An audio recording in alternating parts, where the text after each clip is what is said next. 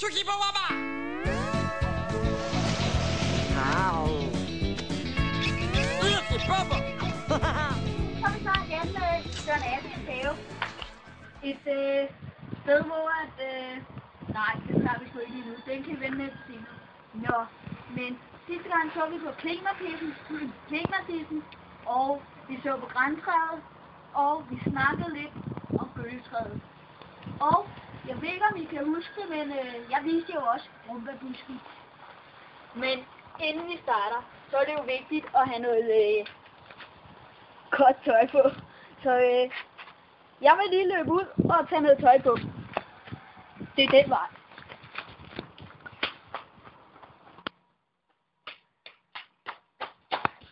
Så fik vi sommertøjet på.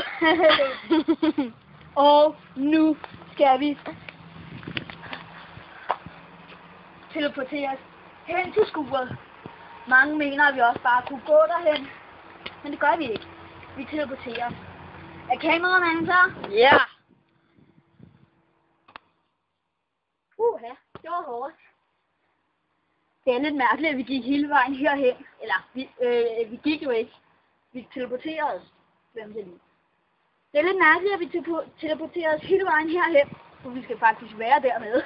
Så hvor var vi dumme der. Nå, nu skal vi se lidt på den hvide havebænd. Det er ikke noget med blomster at gøre. Men den her hvide havebænd, den har engang været grøn. Og så malede vi den hvid. Så det er sådan det. Nå, men nu skal jeg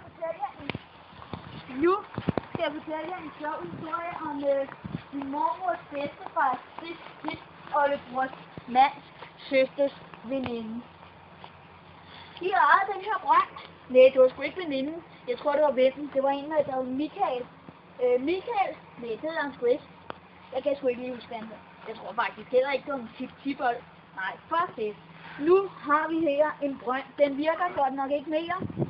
Men man kan jo sige, at i Brøndby, der har de nok mange af dem. Vi skal lige... Er der nogen, der har set det? Briller? Okay. Mine briller?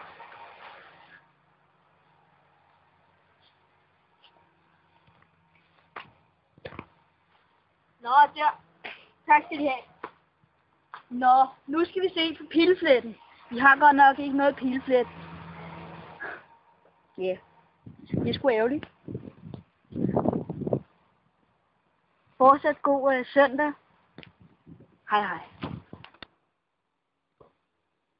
Ja, nu skal I få det med. Nå. Ja. Nå, jeg tror sgu, jeg skal også hjem og have en gammel dansk. Hej hej. Hej.